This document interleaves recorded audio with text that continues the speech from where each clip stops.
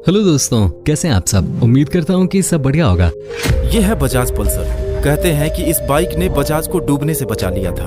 और एक टाइम था जब बजाज चेतक स्कूटर इंडिया में मिडिल क्लास फैमिलीज के लिए एक इमोशन हुआ करती थी। आज बजाज ऑटो इंडिया की सेकंड लार्जेस्ट टू व्हीलर और दुनिया की नंबर 1 थ्री व्हीलर कंपनी है। सालों तक इस कंपनी ने इंडियन टू व्हीलर मार्केट पर राज किया है, लेकिन एक दौर ऐसा भी था जब कंपनी के बंद होने की नौबत आ गई थी। तब जापान के कावासाकी मोटर्स की KB100 और कैलिबर जैसी बाइक्स ने बजाज को डूबने से बचा लिया था। लेकिन आगे चलकर ऐसा क्या हुआ कि बजाज ने कावासाकी का साथ छोड़कर ऑस्ट्रिया की KTM में अपनी दिलचस्पी दिखानी शुरू कर दी। क्या कावासाकी ने बजाज को धोखा दिया था? इन सब सवालों के जवाब के साथ ही आज हम बजाज ऑटो की पूरी जर्नी डिटेल में जानेंगे इस वीडियो में।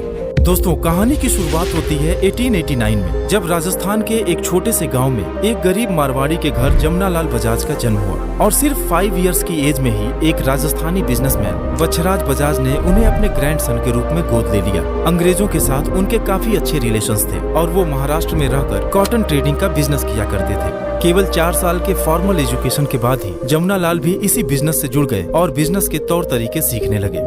बच्छराज जी की डेथ के बाद जमुनालाल बिजनेस को अपने हाथों में ले लिए और 1927 में Bachhraj and company private limited के नाम से एक नई कंपनी की नींव रखे और इस तरह बजाज ग्रुप के विशाल बिजनेस एम्पायर की शुरुआत हुई। जमुनालाल बजाज अंग्रेजी हुकूमत के सख्त खिलाफ थे और महात्मा गांधी के स्वदेशी आंदोलन से जुड़े हुए थे। उन्होंने तमाम फैक्ट्रीज की शुरुआत की ताकि लोगों को रोजगार मिल सके और हम देश में ही बने सामानों का इस्तेमाल करें। गांधी जी के कहने पर उन्होंने 1931 में यूपी के लखीमपुर खीरी में हिंदुस्तान शुगर मिल की शुरुआत की, जो आज बजाज हिंदुस्तान लिमिटेड के नाम से जाना जाता है और एशिया का सबसे बड़ा शुगर मिल है। जमुनालाल जी जब गांधी जी के साथ फ्रीडम मूवमेंट में काफी बिजी रहने लगे तो बिजनेस को उनके बड़े बेटे कमल नयन बजाज संभालने लगे, जो कैम्ब्रिज से अपनी पढ़ाई पूरी करके वापस आए थे। और बिजनेस संभालते ही उसको स्कूटर्स, 3 व्हीलर्स, सीमेंट, स्टील और इलेक्ट्रिकल अप्लायंस जैसे कई अलग अलग सेक्टर्स में डाइवर्सिफाई करना शुरू कर दिए। 1945 में उन्होंने Bachhraj trading corporation private limited की नींव रखी, जिसे आज हम बजाज ऑटो के नाम से जानते हैं। दोस्तों, वैसे तो बजाज ग्रुप आज इंडिया की 3rd लार्जेस्ट बिजनेस ग्रुप है, जिसका कंबाइंड मार्केट कैप लगभग 8 लाख करोड़ है। लेकिन आगे वीडियो में हम सिर्फ बजाज ऑटो की जर्नी को डिटेल में जानने वाले हैं।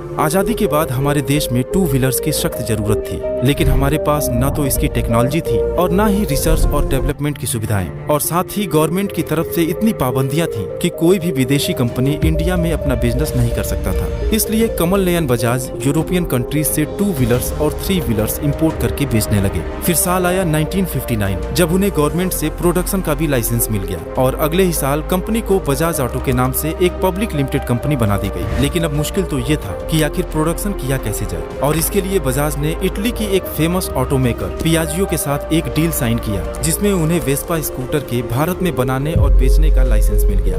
वेस्पा पियाजियो की एक सक्सेसफुल स्कूटर थी जो इटली और दूसरे यूरोपियन देशों में काफी पसंद की जाती थी, और इंडिया में भी लॉन्च के बाद इसे लोगों का काफी अच्छा रिस्पॉन्स मिलने लगा। और फिर 1965 में कमल नयन बजाज ने अपने बिजनेस की सारी जिम्मेदारी अपने बेटे राहुल बजाज को सौंप दी, जो हार्वर्ड बिजनेस स्कूल से MBA की पढ़ाई कंप्लीट करके वापस आए थे। राहुल बजाज कंपनी के बिजनेस को तेजी से एक्सपेंड करना चाहते थे, लेकिन एक तरफ जहां गवर्नमेंट के परमिशन के बिना कुछ भी कर पाना पॉसिबल नहीं था, वहीं दूसरी तरफ 1971 में पियाजियो ने भी अपने लाइसेंस को रिन्यू नहीं किया।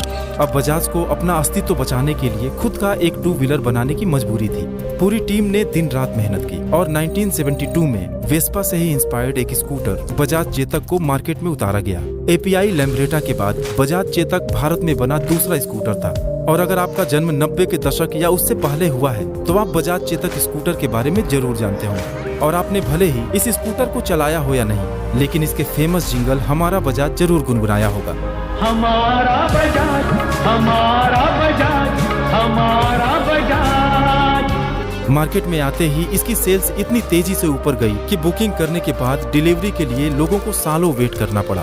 आम लोग बड़े ही शान से अपनी फैमिली को लेकर इस पर चला करते थे और इस स्कूटर की इंडियन 2 व्हीलर मार्केट में मोनोपोली सी हो गई थी। फिर आया 90s का वो दौर जब इंडिया में कई तरह के इकोनॉमिक रिफॉर्म शुरू किए गए और फॉरेन प्लेयर्स को भी इंडियन मार्केट में इन्वेस्ट करने का परमिशन मिला। बहुत सारे इंटरनेशनल प्लेयर्स तो सालों से वेट कर रहे होते हैं कि कब वे इंडियन मार्केट में एंट्री ले पाएंगे, और गवर्नमेंट के इस मूव ने उनको एंट्री लेने का एक मौका दे दिया।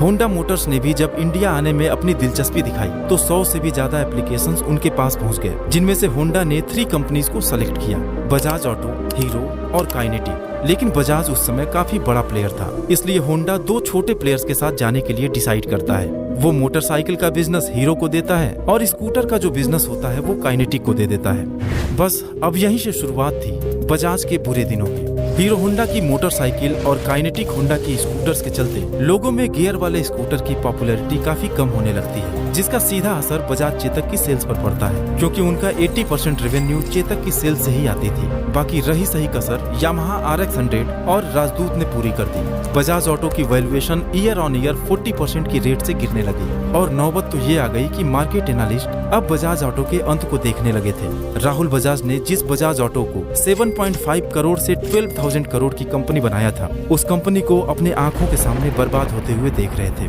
लेकिन उनके पास कोई ऑप्शन नहीं था। होंडा, यामाहा और सुजुकी के रिफाइंड और रिलायबल इंजन का मुकाबला वो बजाज चेतक से नहीं कर सकते थे। लेकिन अब समय बदलने वाला था। कहानी में एंट्री होने वाली थी एक ऐसे शख्स की जिसने बजाज ऑटो की किस्मत को पलट कर रख दिया। वो शख्स थे राहुल बजाज के बड़े बेटे राजीव बजाज, जिन्होंने 1988 में मैकेनिकल इंजीनियरिंग में अपनी डिग्री हासिल की थी।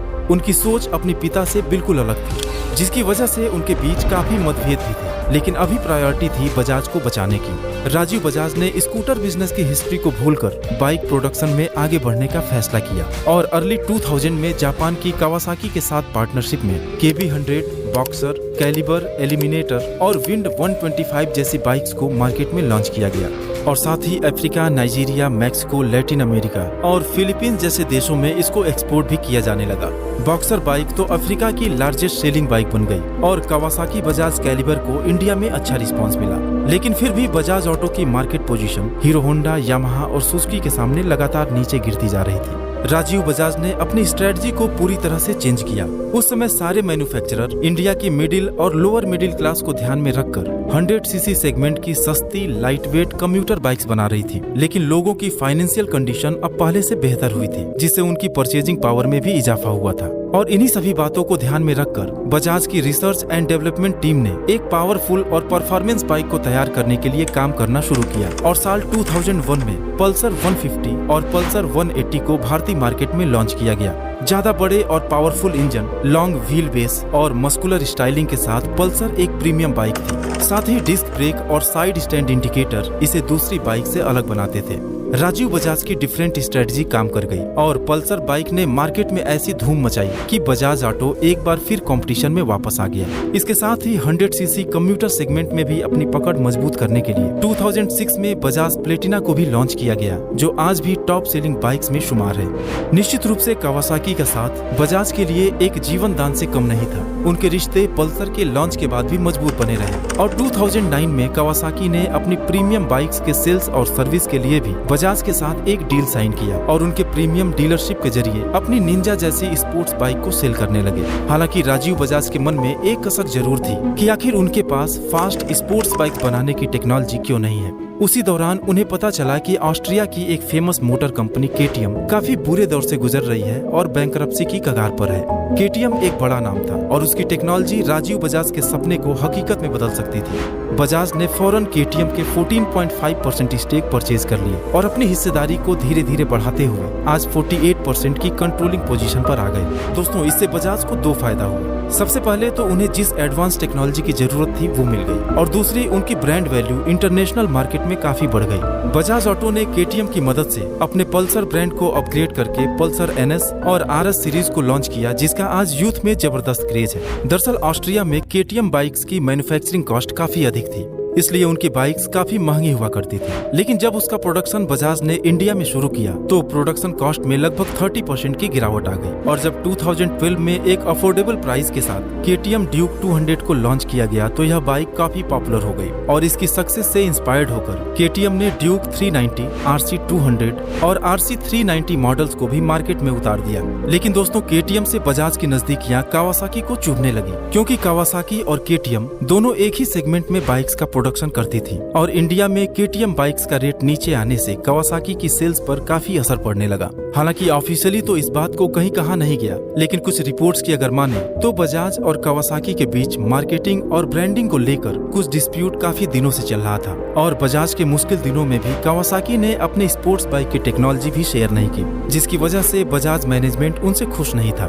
कावासाकी को बजाज से अलग होने का अंदेशा पहले से ही था, इसलिए 2010 में कावासाकी ने महाराष्ट्र के पुणे में इंडिया कावासाकी मोटर्स के नाम से अपना एक प्रोडक्शन यूनिट सेटअप करके अपने सप्लाई चेन को भी मजबूत करना शुरू कर दिया था और आखिरकार 2017 में कावासाकी ने इंडिया में बजाज के साथ अपने सेल्स एंड सर्विस एग्रीमेंट को खत्म कर लिया। खैर, अब बजाज को इससे कोई खास असर पड़ने वाला नहीं, क्योंकि KTM के साथ आने के बाद 100cc सेगमेंट में प्लेटिना और डिस्कवर से लेकर पल्सर जैसी परफॉर्मेंस बाइक और डोमिनार और ड्यूक जैसी शानदार स्पोर्ट्स बाइक बजाज के पोर्टफोलियो में मौजूद है। और अगर 3 व्हीलर की बात करें तो हमारे दिमाग में सिर्फ बजाज ऑटो रिक्शा का ही ख्याल आता है। 2017 में ही बजाज ने यूके की ट्रायम्फ मोटरसाइकिल के साथ मिड साइज बाइक के प्रोडक्शन और सेल्स के लिए भी एक ग्लोबल पार्टनरशिप किया था, जिसके तहत उन्होंने अभी जल्दी ही जून 23 में स्पीड 400 और स्क्रैम्बलर 400X बाइक्स को लॉन्च किया है। आज बजाज ऑटो की 2 व्हीलर्स और 3 व्हीलर्स दुनिया के 70 अलग अलग देशों में मौजूद हैं और यही वजह है कि उनके कुल रेवेन्यू का 50% हिस्सा एक्सपोर्ट से ही आता है। और आप जानकर हैरान होंगे कि दिसंबर 20 में